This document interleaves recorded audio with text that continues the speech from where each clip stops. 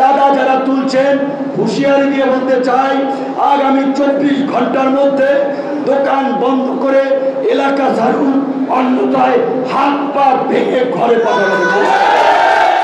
এই সমস্ত ভুইফোর নাম সর্বস্ব সমস্ত সংগঠনের নিবন্ধন বাতিল করে যারা বর্তমানে কার্যকর শ্রমিক বান্ধব কাজ করছে, শ্রমিকদের পাশে আছে, তাদেরকে নিবন্ধন দিতে হবে, তাদেরকে নিয়ে কাজ করতে হবে।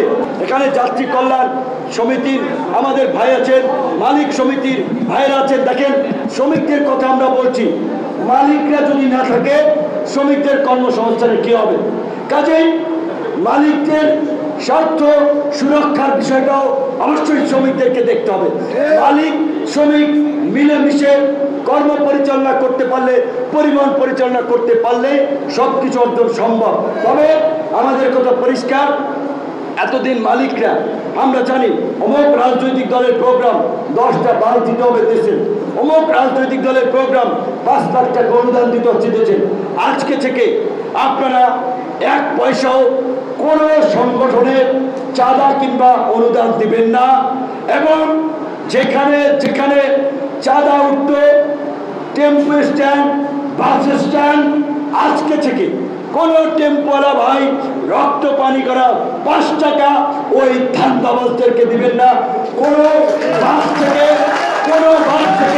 70 টাকা না 60 টাকাও দিবেন না। আর যদি কোথাও চাঁদা যারা তুলছেন হুঁশিয়ারি দিয়ে বলতে চাই, আগামী 24 ঘন্টার মধ্যে দোকান বন্ধ করে এলাকা ছাড়ুন, অন্যথায় হাত পা ভেঙে ঘরে পাঠানো হবে। পারবেন তো? এখন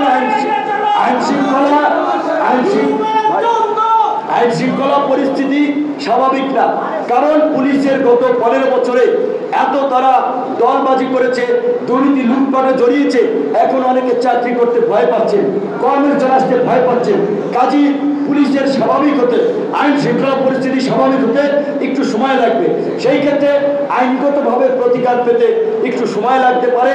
তারপরে আপনারা যা করবেন আমাকে জানাবেন, আমি সরাসরি আইজিপি সেনাপ্রধানকে বলে তাদেরকে কানেক্ট করে আমরা এই চাঁদাবাজদের বিরুদ্ধে শক্ত পদক্ষেপ নেব। আমি আপনাদেরকে এই মেসেজ দিচ্ছি, সেনাপ্রধান, পুলিশ প্রধান পরিষ্কারভাবেই বলেছে, আপনারা ছাত্র জনতা যে পরিবর্তনের একটা ইতিবাচক বাংলাদেশ গঠন করার জন্য লড়াই করছেন, সেই লড়াই বাস্তবায়ন করার জন্য সেনাবাহিনী, পুলিশ বাহিনী, রাষ্ট্রীয় সমস্ত প্রতিষ্ঠান আপনাদের পাশে থাকবে। এইবার আপনাদেরকে সংগঠিতভাবে সমন্বয়ের মাধ্যমে কাজ করতে হবে।